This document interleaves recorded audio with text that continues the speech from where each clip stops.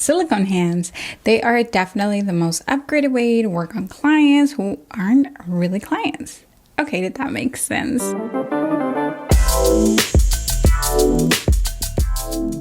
I'm just getting off of my phone. We did like a very fun giveaway on my Instagram. So if you're not following me there, go ahead and follow me at Paola Ponce Nails. It was so fun, and it was actually kind of like not nail related. It was like a fun little giveaway, but I told my audience that I would give them nail mail if they guessed the answer. So that's just the fun things that we do on IG. Okay, so make sure you head on over there after this video. Now, since this silicone hand concept first hit the market, I want to say sometime in 2017, it took off. The two hottest brands seem to be the IGUANA brand by April Ryan and the GALMERLIZ by Liz Tanner. And guess what? I bought both so that you don't have to. Ever since I retired from salon work, I'm not gonna lie, once in a while, I wish I had a real client on which I could do some super fun nail art on. So I did away with the daydreaming and treated myself to a pair of GALMERLIZ silicone hands. And I say treated because these things aren't cheap. Besides, they would be great models for when I'm recording nail classes. Like, who else would be available at midnight except hubby maybe? Now I will tell you that when I got my GALMERLIZ hands, oddly enough, I was not impressed. And it wasn't because of the craftsmanship. I'll explain in a moment. So I actually thought I made a bad buy with the GALMERLIZ. And within the next few days, I ordered a full-sized IGUANA hand just to give them a really good comparison, so then I can provide this valuable feedback to you. Now, I previously have owned a IGUANA silicone hand, the one without a wrist, and I did do a video for you way back when. If you want to take a look, I'll go ahead and link it in the description box below for you to watch after this. So let's start with the set of GALMERLIZ silicone practice hands. These are the Elsa skin tone. And first of all, it took nearly 3 months to get these processed. Liz is a one-woman show apparently, and she happened to be moving at the time also when my order went through, and she was just really backed up. So just from that waiting period anxiety, my expectations were sky high. Now, Liz threw in a bunch of nail art goodies and even took the time to write me a handwritten note. So I am thankful for the consideration. My hands came with cute little jewelry and it was packed very nicely. No complaints there. Thanks, Liz. My first impressions when I looked at my hands, well, these hands, was like, okay, a little bigger than I envisioned. And once I picked each one up, I was like, whoa, these are heavy. Each hand weighs about a pound, okay, a little bit over. Now, I've serviced many real hands, and that is heavy. That's like your client laying her full weight on your hand all the time. So again, those were my first impressions, the weight and the size of these hands. The texture and craftsmanship are super good. I mean, totally. But I wasn't blown away, and I don't think it had anything to do with the brand. I think primarily because I've owned one of these realistic silicone hands before, and yes, they are eerie, real looking. So that initial impression I had already experienced, you know what I mean? So I'm probably being a very harsh critique here, but hey, these things are like a lot of money, like $400, $500 almost. But do bear with me because I'll tell you off the bat that I did prefer the GALMERLIZ by Liz hand over the IGUANA. So then almost immediately I realized also that the fingers were a bit shorter than I thought they would be on the GALMERLIZ, and just even shorter than in the images on the website. And to me, that was a bigger disappointment than the weight of the hands. So the shortness of the fingers. And this is why. We are going to photograph the fingers, which carry the nail, of course, way more than the palm or the wrist of the hands. So for there to be more hand than fingers was like a big deal to me. And then because I purchased them to work on them as if I was working on a client, then holding the hand by the finger is important. And so I think there is not enough finger for me to hold it comfortably. So this hand could easily, I think, be improved and be the hand of silicone hands if we get longer fingers, which would probably take care of the weight, because then the palm area and wrist will reduce, right? Now, this is also important to note. For the GALMERLIZ, I got the non-posable version, and for the IGUANA, I bought the the postable version. So my GALMERLIZ does not have metal framing for me to pose it, sorry, every which way, which I think it's nice to get this option if you want to more naturally pose the hands and also work on them as if they were or as if you were working on a real client, because the pulsable kind, you'll find that it poses kind of stiff, right? And slightly more unnatural. But then again, you can position those fingers every which way you like. Maybe you're not doing nails. Maybe you're doing some sort of like nail or promo that requires a hand. And then so you can hold an item with the hand pose. It's beneficial, like if you're not even in the nail industry, or if you are and you just need to pose something with like a real hand, but you don't have a real hand. Get what I'm saying? I think it is a good option if you're going to work on the nail tips separately and then press them back in and pose the hand to take a shot.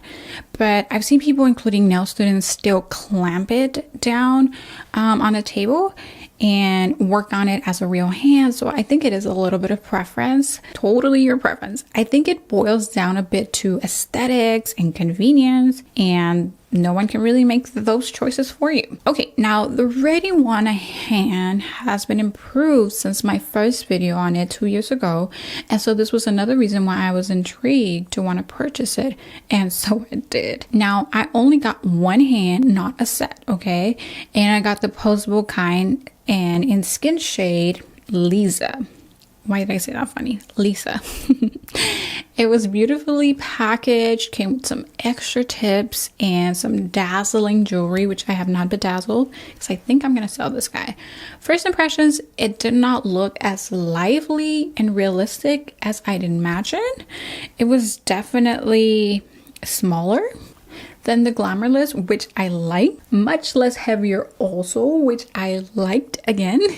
It weighs only 12 ounces in comparison to GALMERLIZ's 18 ounces. Because it is the pulsable kind, it is stiff. So again, that's what I mean by a little bit more unnatural looking, maybe even if you post it right. And just finally, craftsmanship wise, this is where the GALMERLIZ wins in my opinion. The silicone is oddly cast on the underside here in between the thumb. As with the GALMERLIZ, I was not blown away, and I don't think it has much to do with like either company.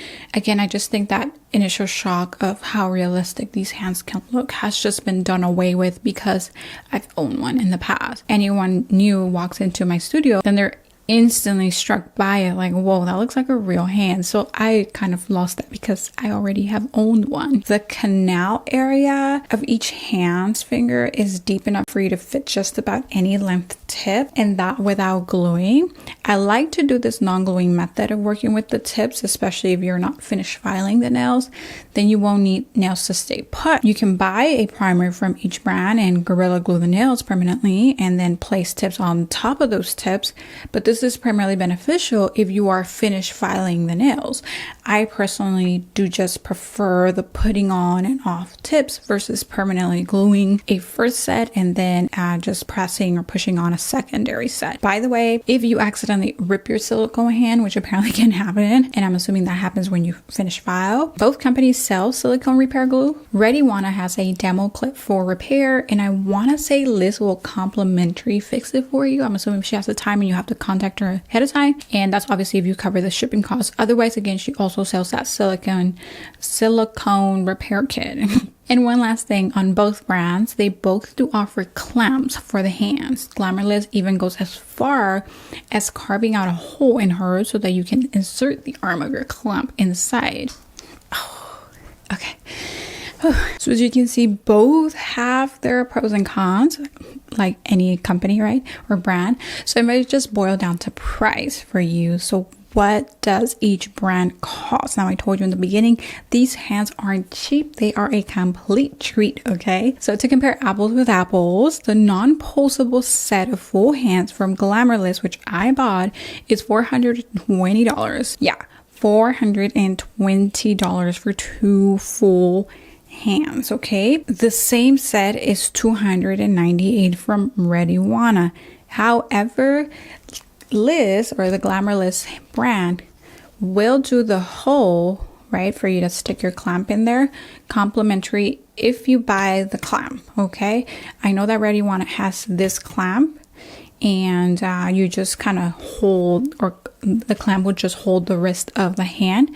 And I'm assuming that would work without it like coming off, because the Red IGUANA is 6 ounces lighter than the GALMERLIZ. So that may work. Again, this one's a little bit more heavy. And I'm wondering if even like the Postable, which has the metal framing inside, is more heavy than this. Okay, I don't know, I'm assuming. And they'll both ship them for free if you purchase 300, which the hands kind of meet that requirement, right? Now relax, there are options in between for you to downgrade with each brand, especially if you're a student, and you can get one silicone finger for as low as $20. And guess what? I use my silicone finger way more than a full hand to demo like ever. And my silicone finger is the the skin shade Liz, and then so this is the Elsa. I think Elsa's more like me, a little bit more olivey slightly, and Liz is just more pale, sorry. And keep in mind that the Postable hand is more expensive, okay? I guess because of the framing that goes inside. So if also money is like a thing, which when is it not, right? Then you probably should not get the Postable one. Here's my final input. Students should probably get the non-postable kind to get the feel and flexibility of working with a real client. You also don't need the full hand. I'd rather you get the half hands, which are like cut here without a thumb, and invest in the longer clamps like these. And that's to get that feel of working on real hands, like if they had arms, okay? And seriously, if your budget is not even quite there yet, buying one finger is a great start. What do you think? Do you already own a silicone practice hand? Share your thoughts or questions below and I'll be happy to answer them.